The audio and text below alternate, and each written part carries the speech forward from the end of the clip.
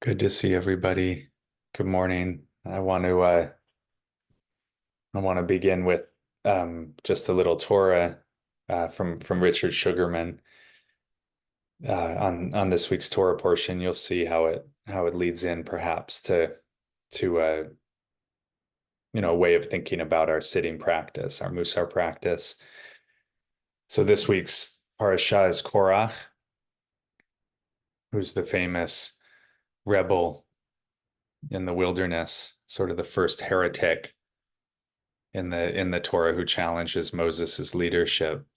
And in a way, Korach's the case that he brings is really a thoroughly modern one, in that he says, look, aren't we all equal in holiness? He says to Moses, challenging Moses and Aaron's leadership.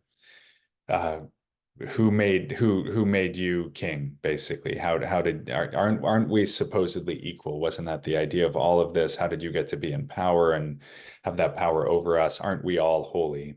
And so, Richard Sugarman says it's thoroughly modern because the assumption within that is, look, this is an undemocratic system, right? If we're not equal, if what you're teaching us is fundamentally undemocratic, even if that's an anachronistic term. So what Sugarman points out, and kind of going off of Levinas, is that Korach's right up to a point. Korach is right in that in potential, we are all equally holy. We all are created in the image of God and are all potentially holy. But that's not enough. One actually becomes holy through the exercise of placing another before oneself. One actually becomes holy through assuming responsibility. And the part of the text that Sugarman kind of pulls out to show that is it says at the beginning, Vaikach Korach. Korach took. That's how the Torah portion begins, rather than Korach gave. So it's a lovely expanding on what it is to be holy. And in that way of reading the Parsha, it's how Moses is actually more holy than Korach. Even if in potential we all are equally holy. Holiness is something that we grow into, or that we assume by virtue of our actions and the stance that we take in the world. It echoes a lot of what we've talked about in Mussar circles, especially in our study of Levinas. Adulthood doesn't just happen. We have to become adults, in a similar way. Holiness doesn't just happen. We have the seed of holiness inside us, but we have to nurture it. So then that leaves us with, well, how are we going to do that? How are we going to become more holy? How are we going to learn to take responsibility for others? How are we going to give and not take?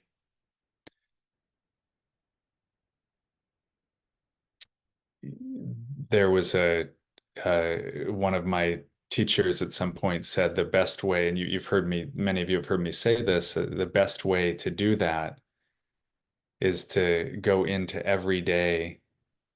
And this is a sort of an advanced instruction, to go into every day imagining that you are entitled to nothing, that there's nothing that you're entitled to. I think sometimes our sense of entitlement, unconsciously keeps us from assuming that role, because we have these brilliant narratives about our lives that are true, in terms of what we've suffered or what we're entitled to that we haven't received, But in terms of a practical, practice that we might try to help bring us into greater responsibility, it might be interesting. What if we approach each day as if we're not entitled to anything? That could be helpful. Norman Fisher talks about it in a way that is works for me. He says this is, we reach a point in our lives, probably this happens many times, but let's imagine it's happening this morning, subtly or radically, but where we say to ourselves some version of this old path has been a good one that I've been walking on for a long time, but maybe it's not of use to me anymore. It doesn't mean that we throw it away entirely, but it's sort of like it's sort of like a way of saying, um, how can we resolve to begin right now, you know, taking responsibility for our life in a way that we previously haven't. So one way of thinking about that is that we've all, what Norman calls when he talks about training in the preliminaries, talks about that being at the first stage of beginning to walk on a new path. He says, what are the preliminaries? They're everything that we've experienced in our life to date that has been difficult. And often we have concretized a sense of meaning around that. We've assigned blame. Whether we've blamed ourselves or we've blamed others. And it's concretized this sense of narrative, and it's put us in a position where we've even if it was someone, and I think this is the key, and it's tricky. It's related to that teaching of go through a day as if you have no entitlements. Even if it was someone else's fault, many of the difficulties, that we've experienced in our life to date. I think taking responsibility for our life means to say, okay, however it's happened to be so, I'm going to take responsibility that the life I have now is mine. You know, Here I am in this life. And this is, a shift because in some cases it means, we hold things in our life and we think about them as these are things that shouldn't have happened, right? So I think this approach almost invites us to say, okay, even if something shouldn't have happened, right? Training in the preliminaries is the process of looking honestly at our lives, and regardless of what has happened or why, this is our life, and we take responsibility for it, and we resolve to begin, and we say, "Thank you, old path, but I'm going to turn in this direction. I'm going to kind of turn onto this new path, this sense of disciplined spiritual practice." It's not a cutting us off from everything that's come before. In fact, it's the opposite. I think training in the preliminaries, as Norman teaches it, is very much about resolving to look at all of those difficulties at the past, but in a different way, to kind of take responsibility for them in a new way, and that's part of beginning, right? Really inseparable from any beginning. And I think we don't wait until, and we've all done this for our whole lives. But I think there's a sense of, kind of understanding it now, in relationship to this particular morning, this particular moment in your life. How can we become more holy? How can we take responsibility for our lives or sit into our lives in a new way? How can we loosen the narrative around things that shouldn't have happened, things that were, that we hold tightly, or again have this concretized narrative around, especially around blame? What does it mean to take responsibility for our life?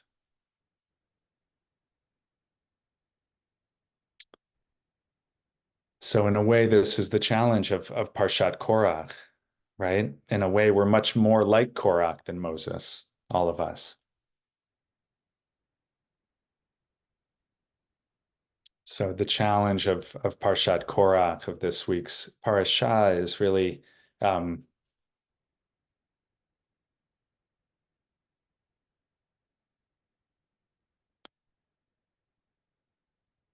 it's a making peace with ourselves. It's a taking responsibility that doesn't is should not be, associated with self-recrimination or self-blame. Chas v'chalila, God forbid. It's just a taking responsibility in the sense of this is my life, and how can I serve the others in front of me? How can I not have a story that keeps me from this service? And this work is ongoing, but all we can do each morning is to say, what is the new path that I can set out on this morning? So we're gonna sit. We're gonna, sit for about 15 minutes here and invite people, wherever you are to, to find a position that, that feels supportive. You feel that simultaneous tug, that we have as human beings, that we're rooted in this earth, but there's something kind of tugging us upward a little bit as well towards the heavens. The human is this axis point between the earth and the heavens. So a stance that is not rigid,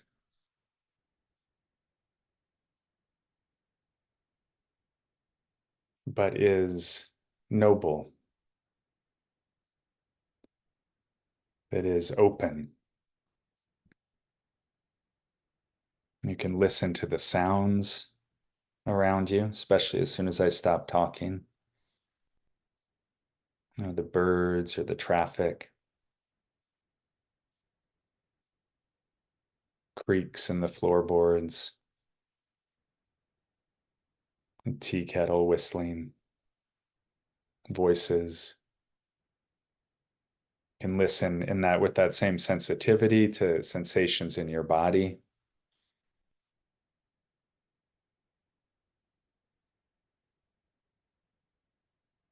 You can listen with that same sensitivity to feelings, thoughts, judgments, ideas.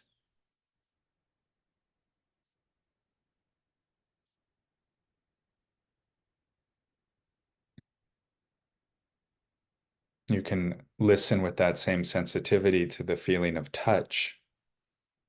Not just, we think of touch often as something that happens with our hands or the parts of our body that are touching things that are, like a table or a chair. But it's interesting to think about touch, about how our body meets the air around it.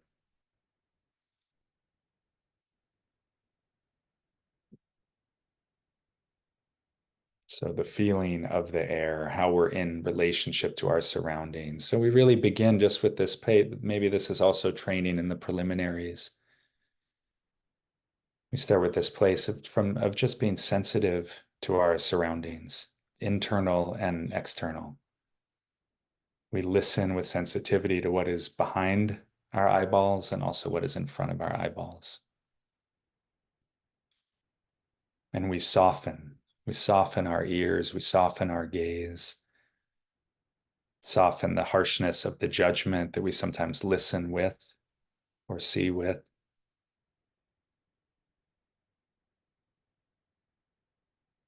And what would it be like to meet this day without entitlement? What would it mean to be holy?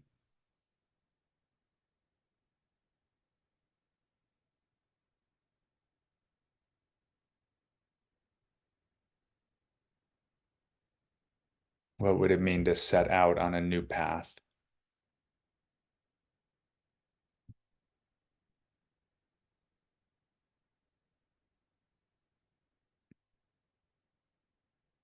Oh, let's sit.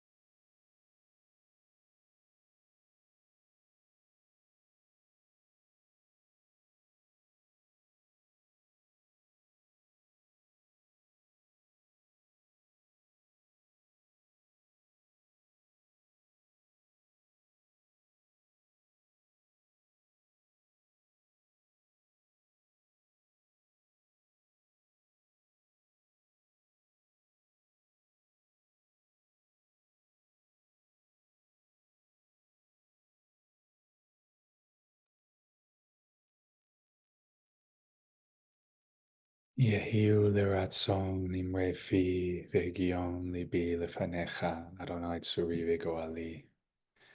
May the words of our mouths and the meditations of our hearts be acceptable in thy sight. Thank you, everybody. Have a wonderful day on the new path. See you next week.